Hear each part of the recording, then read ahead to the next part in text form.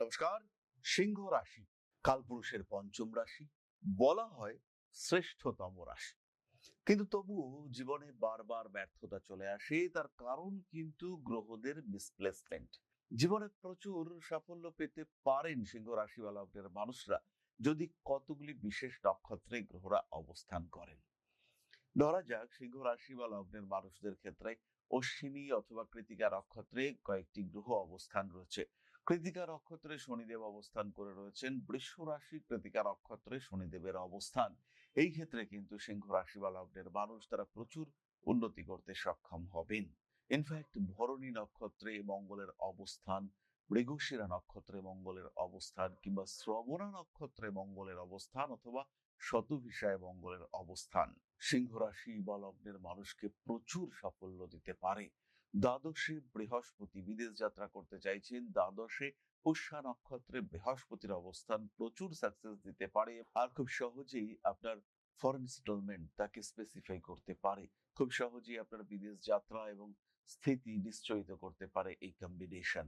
আবার সিংহ রাশি বা লগ্নের মানুষ, আপনি একজন রিসেপশনিস্ট, আপনি একজন টেলিকলার কিংবা আপনি একজন ফ্রন্ট অফিস ম্যানেজার, সেই ক্ষেত্রে আপনার তৃতীয় ভাবে স্বাতি নক্ষত্রে শুক্রের অবস্থান, এটা ভীষণ ভীষণ পাওয়ারফুল। এই ক্ষেত্রে কিন্তু আপনি যা স্যালারি পান সেটা আলাদা কথা, কিন্তু এত এত এত ইনসেনটিভ পাবেন যে মানুষ আপনার দিকে তাকিয়ে থাকবে, মানুষ আপনাকে দেখে ভাববে ওরে বাবা কত টাকা আয় করছে মানুষটা। আবার সিংহ লগ্নের মানুষদের ক্ষেত্রে যদি পূর্বাষাঢ়া নক্ষত্রে অবস্থান করেন বৃহস্পতি, শুক্র, শনি, ইনফ্যাক্ট যদি চন্দ্র অবস্থান করেন, সেই ক্ষেত্রেও এই জাতক কিন্তু প্রভূত উন্নতি করতে সক্ষম হয়।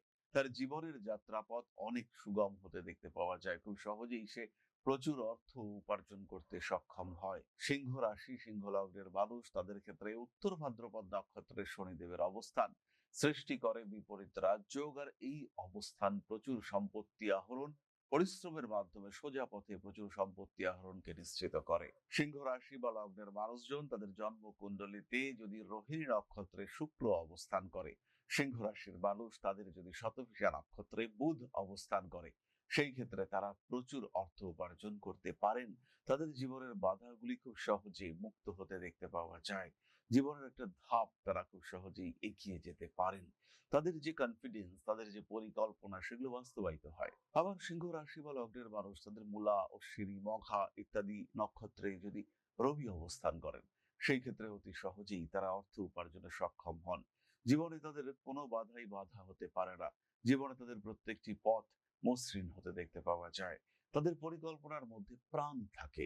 আবার যদি আমরা দেখতে পাই কৃতিকা অথবা রোহিণী নক্ষত্রে সূর্য অবস্থান করে রয়েছেন, যদি আমরা দেখি স্বাতি নক্ষত্রে শনি অবস্থান করে রয়েছেন, আবার যদি আমরা দেখতে পাই দ্বিতীয় ভাবে হস্তা নক্ষত্রে বুধ অবস্থান করে রয়েছেন, সেই ক্ষেত্রে সিংহ রাশি বা লগ্নের মানুষ তারা কিন্তু অপ্রতিরোধ হয়ে উঠবেন।